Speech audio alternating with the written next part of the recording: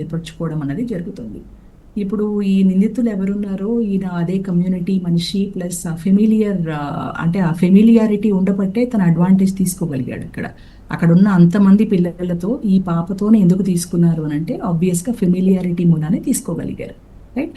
So తీసుకొని వచ్చినప్పుడు ఈ అమ్మాయికి ఏంటి అంటే అరే మన మీద ఇంత కేర్, ఇంత కన్సర్న్, ఎందుకంటే వాళ్ళు 13 year old ఏజ్లో వాళ్ళ పర్సనాలిటీ, ఒక ఐడెంటిటీ బిల్డ్ అవుతుందండి.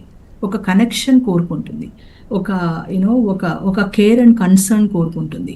సో ఇవన్నీ కూడా ఒక గ్రాండ్ ఫాదర్ అంటే ఒక ప్యాటర్న్, ఒక ట్రస్ట్ ఉన్న ఒక రిలేషన్షిప్ ఇస్తున్నప్పుడు ఆబ్వియస్గా నమ్మకం అన్నది ఏర్పడడం చాలా సహజం.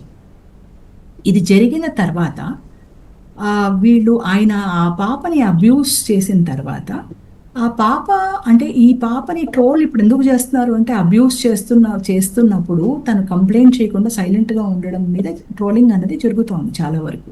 ఇక్కడ మనం అర్థం చేసుకోవాల్సిన ఒక విషయం ఏంటి అంటే తను అక్కడ ఒక తప్పు జరిగిపోయింది. ఒక తప్పు జరిగిపోయినప్పుడు ఒక సొంత ఇంటి మనిషి ద్వారా, జనరల్గా మీరు సెక్షువల్ అబ్యూస్ చూసారంటే చాలా వరకు తెలిసిన వాళ్ళ ద్వారానే జరుగుతుంది. అది బయట చెప్పుకోవడం అన్నది అది ఒక షేమ్ఫుల్ థింగ్ అండి. అది ఎవరికి కూడాను బాగా అనిపించదు. కాకపోతే చెప్పుకోకపోవడం మూడాన తను ఏమన్నా బ్లాక్మెయిల్ చేశారా, తను ఏమన్నా అంటే ఏం చెప్పి తనని అంటే ఈ పర్టికులర్ దీంట్లో ఇన్వాల్వ్ చేశారు అన్నది మనకు తెలియదు యాక్చువల్గా. కాకపోతే ఆ పాప మనస్తత్వం మాత్రం ఏంటి అని అంటే యూనో ఈ పర్టికులర్ యాక్ట్లో ఇది తను ఎక్స్పెక్ట్ చేసి వెళ్ళుండదు, ఒక ట్రస్ట్తోనే నమ్మకంతోనే వెళ్ళుంటుంది. అది జరిగిపోయిన తర్వాత అది అంటే చాలా వరకు పిల్లలు ఈ ఏజ్లో ఏంటంటే ఒక బ్లేమ్ అని వాళ్ళు ఇంటర్నలైజ్ చేసుకుంటారు. అంటే వీళ్ళ మూలానే తప్పు జరిగింది, వీళ్ళే దీనికి బాధ్యులు అన్న మనస్తత్వం ఉంటుంది జనరల్గా. ఇది ఉన్నప్పుడు ఏంటి అంటే వీళ్ళు బయట చెప్పరు, తప్పు బయట వాళ్ళ నుంచి జరిగింది అని ఉన్నప్పుడు ఏమవుతుంది అని అంటే వీళ్ళు బయట చెప్తారు, తప్పు వీళ్ళ మూలానే జరిగింది అన్న ఒక ఇది ఇంటర్నలైజింగ్ బ్లేమ్ ఉన్నప్పుడు ఏమవుతుంది అంటే వీళ్ళు చెప్పరు, అంటే వీళ్ళకే షేమ్ అనమాట చెప్పడం మూలాన. సో దాని మూలాన ఆ చైల్డ్ సైలెంట్గా ఉండుండొచ్చు. కాకపోతే తను ఆ తప్పు చేశాను అన్న గిల్ట్ ఏదో గిల్ట్ మాత్రం తనకి చాలా ట్రామా ఇంపాక్ట్స్ అన్నవి క్రియేట్ అవుతూ ఉంటాయి. ఎవరికి మేడం? పాపకి ఎగ్జాక్ట్లీ పాపకి. ఆ పాపకి ఆబ్వియస్ గా ఏంటి అంటే ఇప్పుడు నిద్ర లేకపోవడము, అంటే మనం అనుకుంటాము ఒక ఫిజికల్ శరీరానికి అబ్యూస్ జరిగింది అనుకుంటాం. మనం ఆలోచించాల్సింది ఏంటి అని అంటే తన నర్వస్ సిస్టమ్కే జరిగింది అది. అంటే ఎప్పుడు అవే ఆలోచనలు, నైట్ మేర్స్ వస్తుంటాయి, నిద్ర పట్టకపోవచ్చు, తప్పు చేశానన్న భయం ఉండొచ్చు, షేమ్ ఉండొచ్చు. ఆ చైల్డ్ ఆల్రెడీ చాలా ట్రామాటిక్ సిచ్యువేషన్లో ఉంది. ఆ చైల్డ్కి అలాంటి ట్రామాటిక్ సిచ్యువేషన్లో ఇలా ట్రాలింగ్ చేయడం మూలాన ఏంటి అంటే ఆ ట్రామాని మనం రీక్రియేట్ చేస్తున్నాం మళ్ళీ. అంటే జరిగిన ఒక ట్రామా ఇన్సిడెంట్ని మనము రీప్లే చేస్తున్నాం ఆ చైల్డ్ మైండ్లో.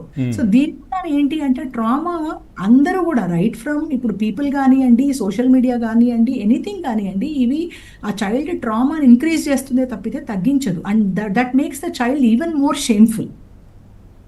సో ఈ చైల్డ్కి కౌన్సిలింగ్ ఇంపార్టెంట్, ఇప్పుడు ఈ చైల్డ్కి ఈ ట్రామా థెరపీ ఇంపార్టెంట్, ఈ చైల్డ్కి సపోర్ట్ ఇంపార్టెంట్. ఫస్ట్ పీపుల్ అర్థం చేసుకోవాలి ఇది ఏంటి అంటే ఎదుగుతున్న వయసులో అది ఎలా వరల్డ్ని హ్యాండిల్ చేయాలో తెలియకుండా ఒక పరిస్థితుల్లో జరిగిన ఒక తప్పుకి ఆ చైల్డ్ ఆల్రెడీ బాధపడుతున్నప్పుడు మన అందరం అంటే సమాజంగా అందరూ ఆ ప్రాబ్లమ్ని ఎక్కువ క్రియేట్ చేయడం మూలాన ఆ చైల్డ్కి మనం ట్రబుల్ క్రియేట్ చేస్తున్నాం కానీ మంచి చేయట్లేదు. ఇదొకటి. ఇంకోటి మేడం, అంటే ఎట్లా వెళ్ళింది మళ్ళీ వెనక ఆయన అక్కడ దొరికిన తర్వాత కూడా ఆయనతో పాటు వెళ్ళింది కదా అని, మరి ఏం బెదిరించాడో, ఏం భయపట్టించాడో, ఏం జరిగిందో తెలియదు కదా. సో ఆ విధంగా కూడా తప్పు పట్టడానికి లేదు కదా.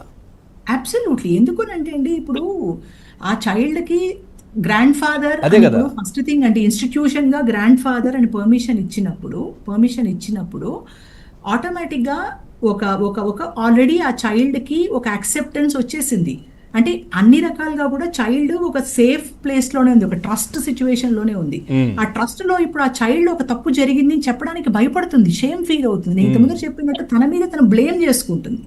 బ్లేమ్ చేసుకున్నప్పుడు ఇప్పుడు రెండోసారి భయపెట్టారు, ఎమోషనల్ బ్లాక్మెయిల్ చేశారు, బయట చెప్తానని చెప్పారు, తెలియదు కదా. ఎందుకంటే అక్కడ మనం జనరల్గా పిల్లల్ని పెంచినప్పుడు ఏం చెప్తాము, ఒక పవర్ అథారిటీ అంటే మన ఇంట్లో పెద్దవాళ్ళ ముందర మనము రెస్పెక్ట్ఫుల్గా ఉండాలి, అణిగి ఉండాలి అనేది మనం నేర్పిస్తాం ఎవరికైనా కూడాను. మన we have teach that. So అక్కడ ఏంటంటే ఆ పవర్ఫుల్ ఆ ఫిగర్ అక్కడ ఏమున్నదో ఆ పవర్ ప్లే ఆ చైల్డ్ ని కామ్ చేయించేసిందండి.